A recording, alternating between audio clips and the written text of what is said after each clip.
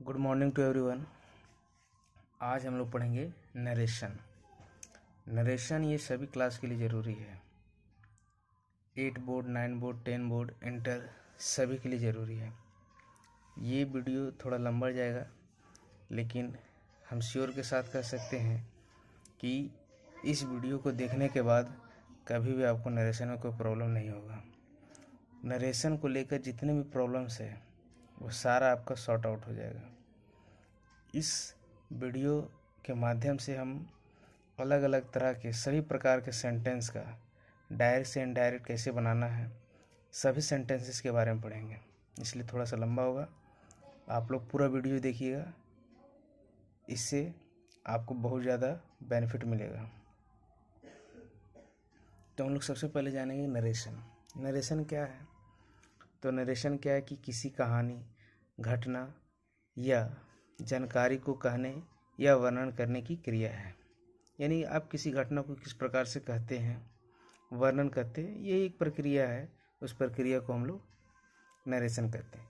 आप किसी घटना या कहानी को किस प्रकार से वर्णन करते हैं, तो उसको दो तरीके से करते हैं, एक डायरेक्ट और एक इनडायरेक्ट। डायरेक्ट में क्या है कि वक्ता ने जिस प्रकार से कहा है हम लोग उसके शब्दों में उसी प्रकार से कहते हैं जैसा वक्ता ने कहा, तो उसको डायरेक्ट स्पीच कहा जाता है।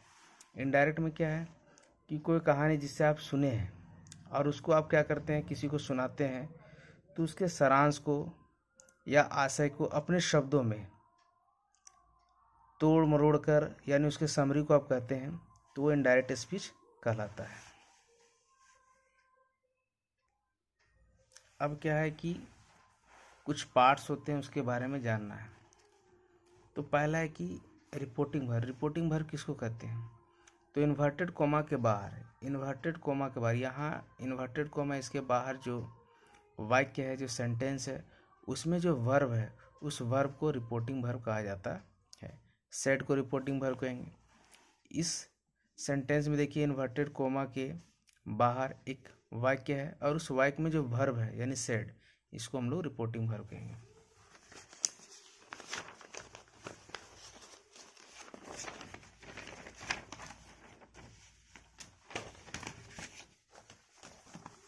उसी प्रकार से रिपोर्टेड स्पीच किसको कहते हैं? रिपोर्टेड स्पीच इन्वर्टेड कोमा के भीतर जो रहता है, यानी इन्वर्टेड कोमा के भीतर जो रहेगा, इसको रिपोर्टिंग स्पीच कहते हैं। जैसे आई एम रेडी, रिपोर्टिंग स्पीच है। नेक्स्ट सेंटेंस देखते हैं, तो इन्वर्टेड कोमा के अंदर जो है व्हाट इज योर नेम, तो व्हाट इज योर नेम को हम लोग क्या बोलेंगे? Reported speech. और थर्ड पार्ट जो है,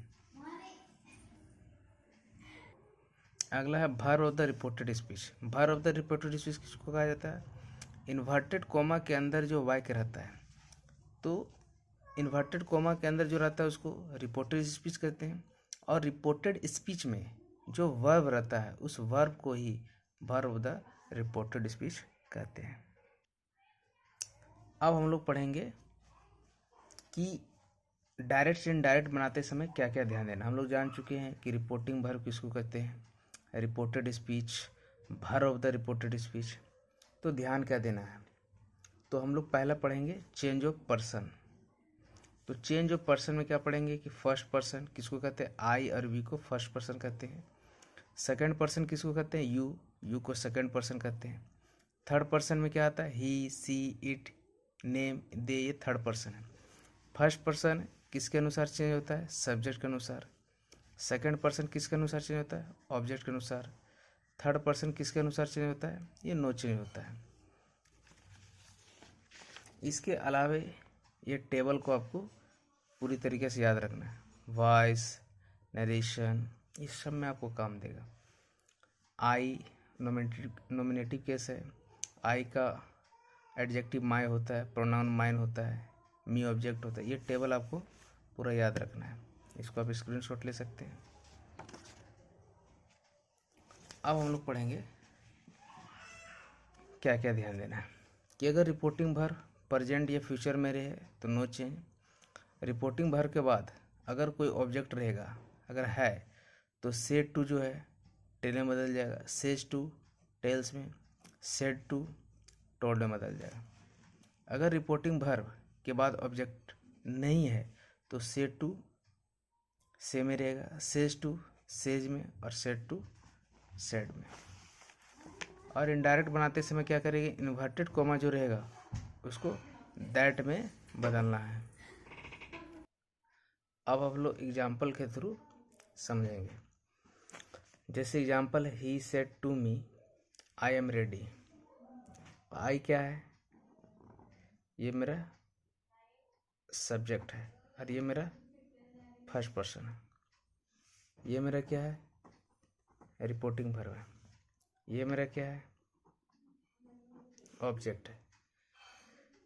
तो अभी हम लोग पढ़े क्या कि अगर रिपोर्टिंग वर्ब के बाद ऑब्जेक्ट हो तो सेड टू से में, सेज टू सेज में, और सेड टू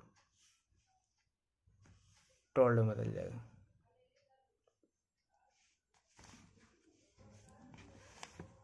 चलिए, तो अब हम लोग क्या करेंगे, तो यहाँ देखते हैं रिपोर्टिंग वर्ब के बाद क्या है, ऑब्जेक्ट है, इसलिए सेड टू किस में बदल जाएगा, टोल्ड में।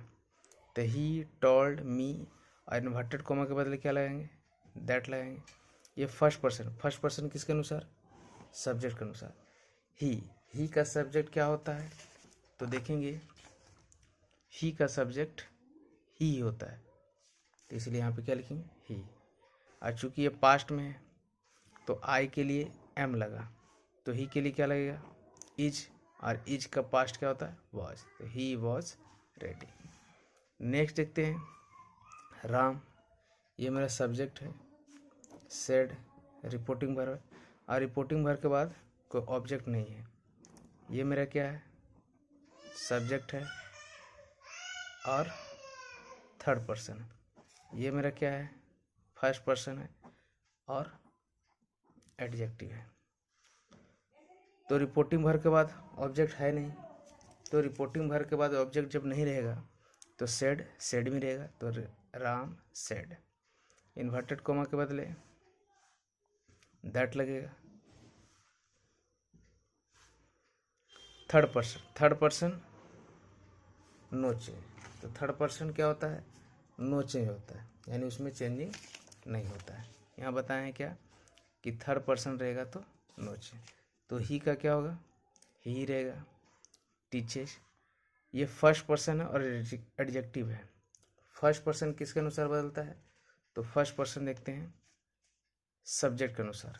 अब सब्जेक्ट मेरा क्या है, राम, तो ये जो माई है राम के अनुसार बदलेगा। राम लड़का है, लड़का के लिए क्या लगता है, ही, चूंकि ये एडजेक्टिव है।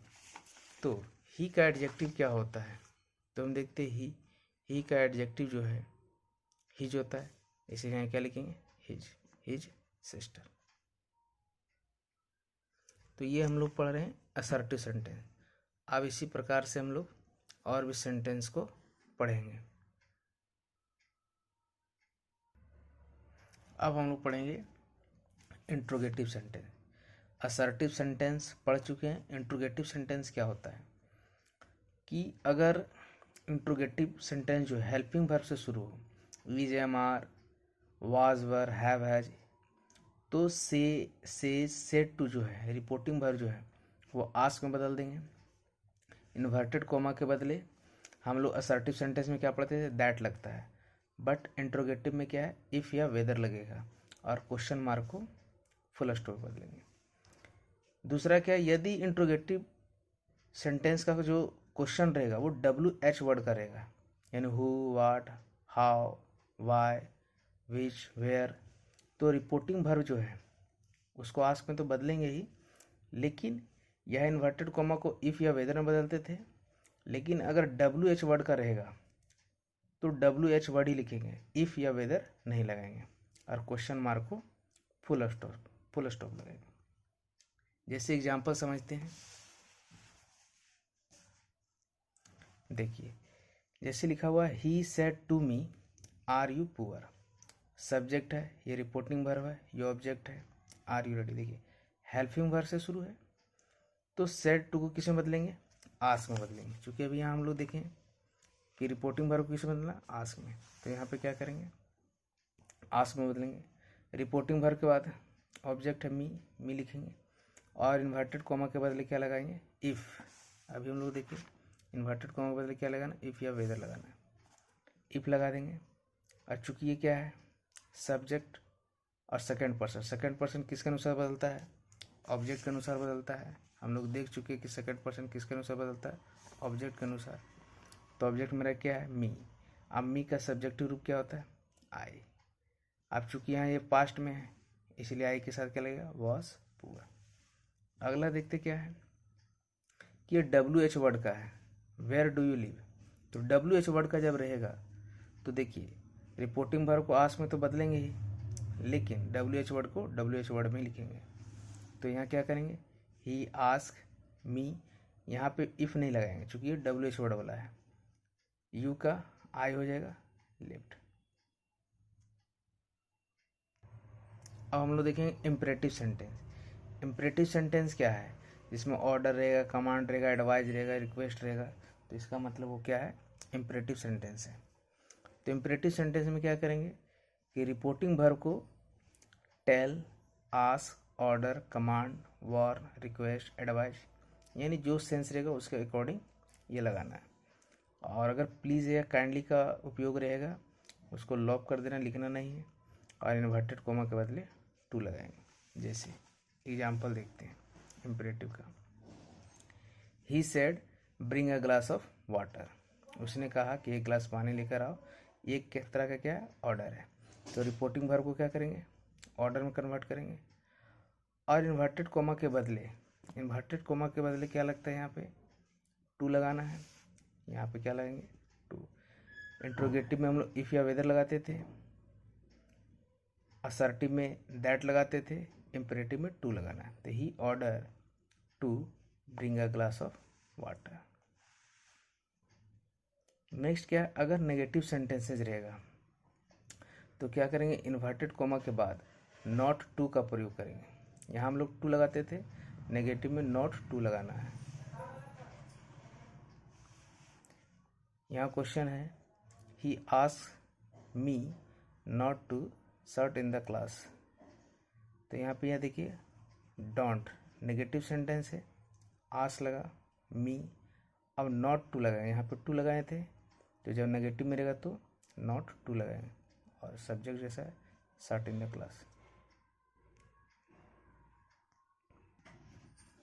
अगर sentence imperative plus question tag रहे तब क्या करना है। अगर sentence imperative plus question tag रहेगा तो रिपोर्टिंग वर्ब को टेल, आस्क, रिक्वेस्ट में तो बदलना ही है और क्वेश्चन टैग का लॉक कर देना है। जैसे एग्जांपल लेते हैं, he said to me give me some money will you.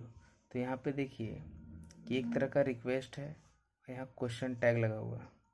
तो यहाँ हम देखिए क्या कि क्वेश्चन टैग को लॉक कर देना है। तो ही रिक्वेस्टेड मी इम्परेटिव है इसलिए टू लगेगा।